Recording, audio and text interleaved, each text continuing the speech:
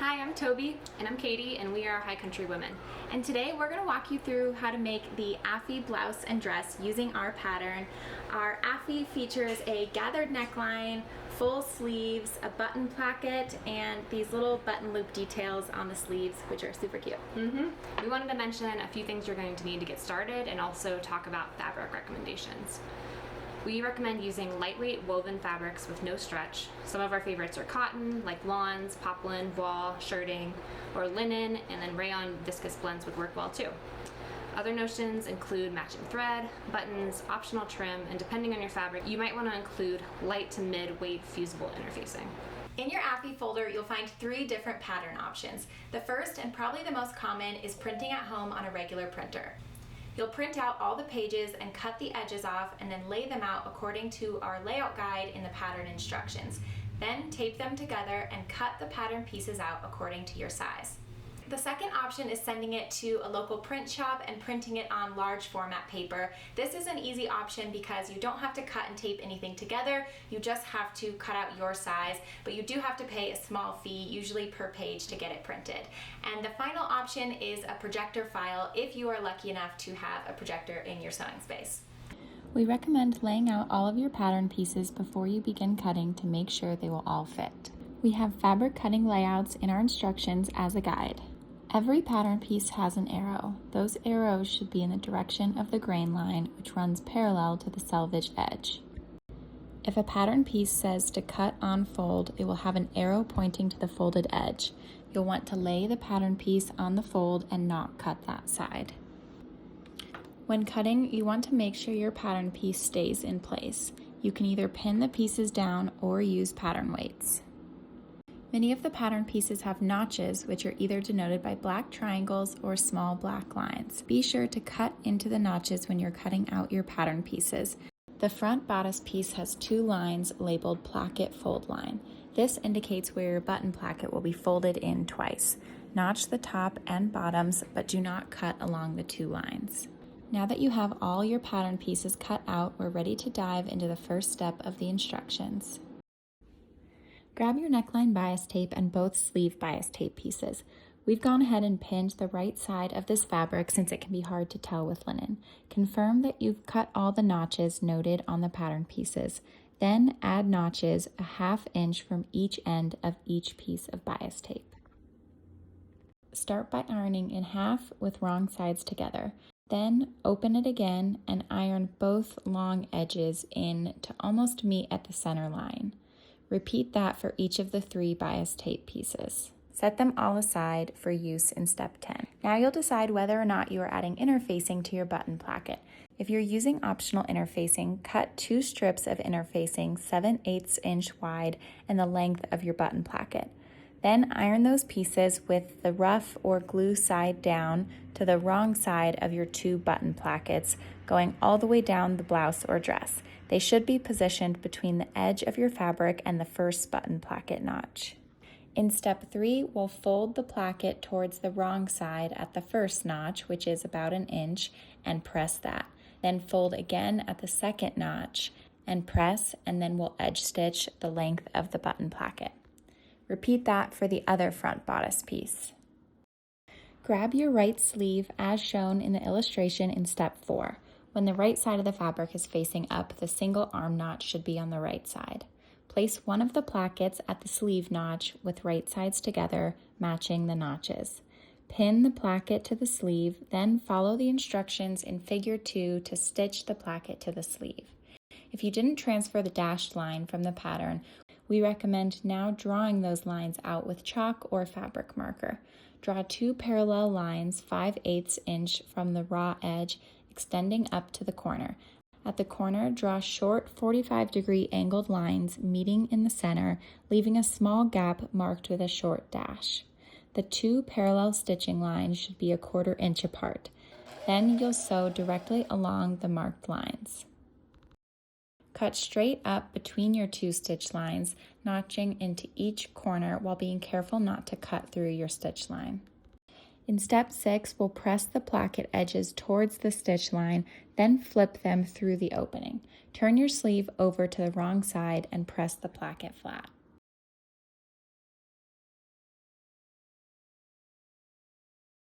In step 7, we're going to fold all edges of the placket under and press so that the raw edges aren't showing. Start by folding the top edge under and pressing, then fold the 2 slanted edges under and press, and finally fold the sides under and press.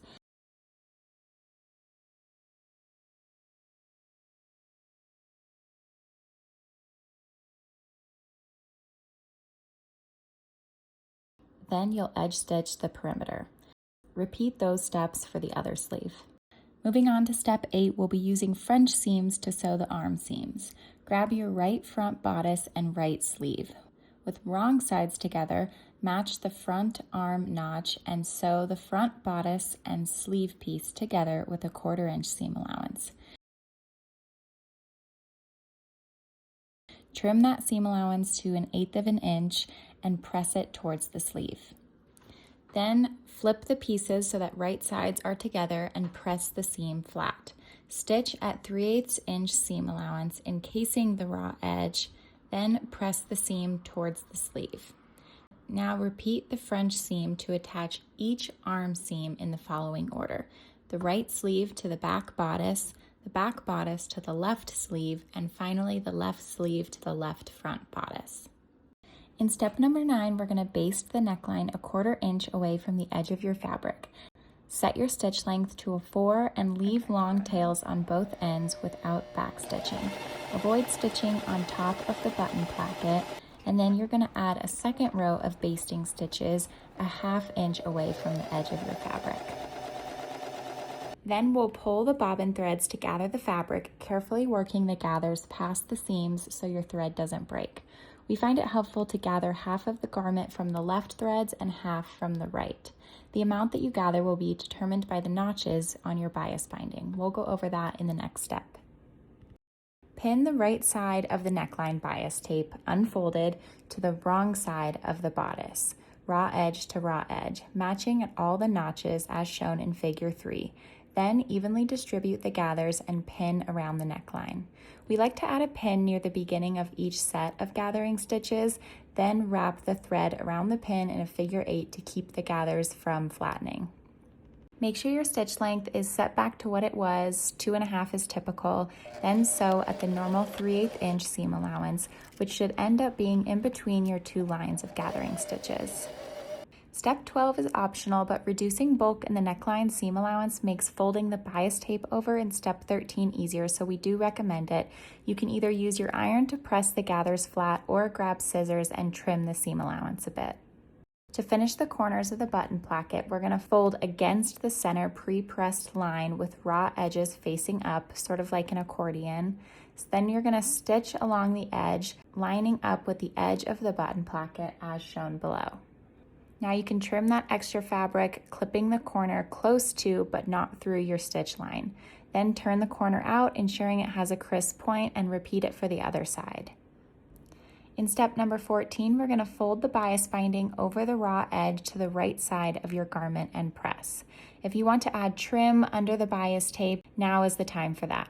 Then you'll pin it all in place, ensuring the folded edge covers your main stitch line. Your second row of gathering stitches will probably still be exposed.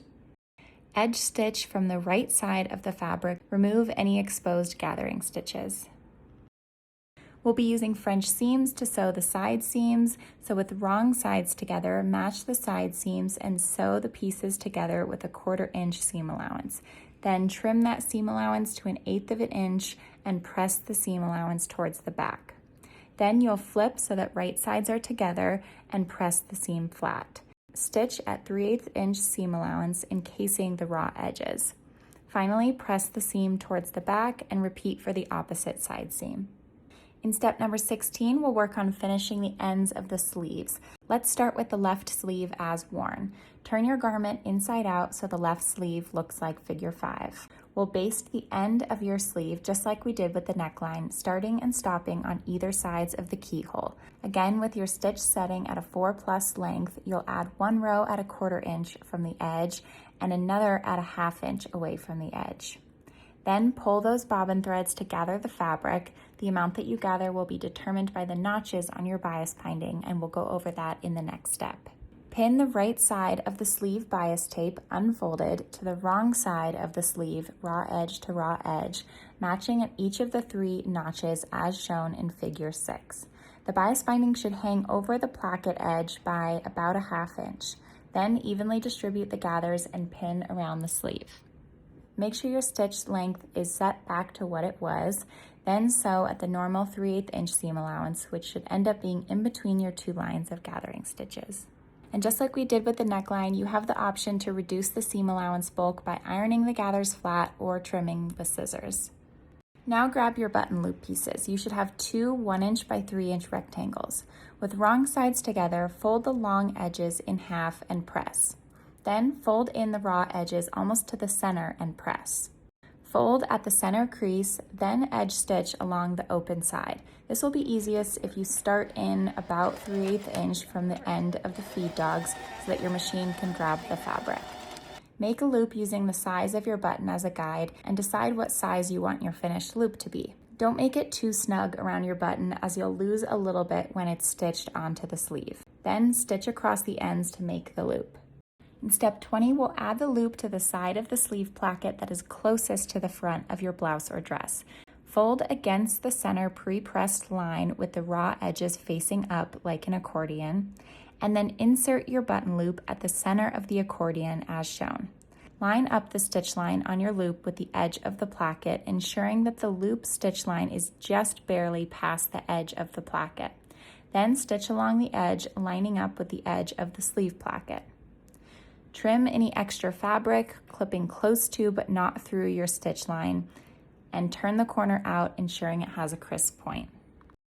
To finish the other side of the sleeve placket, flip the bias tape opposite from the center iron line, folding the outside edges in, wrong sides together like an accordion. Stitch along the edge, lining up with the edge of the sleeve placket.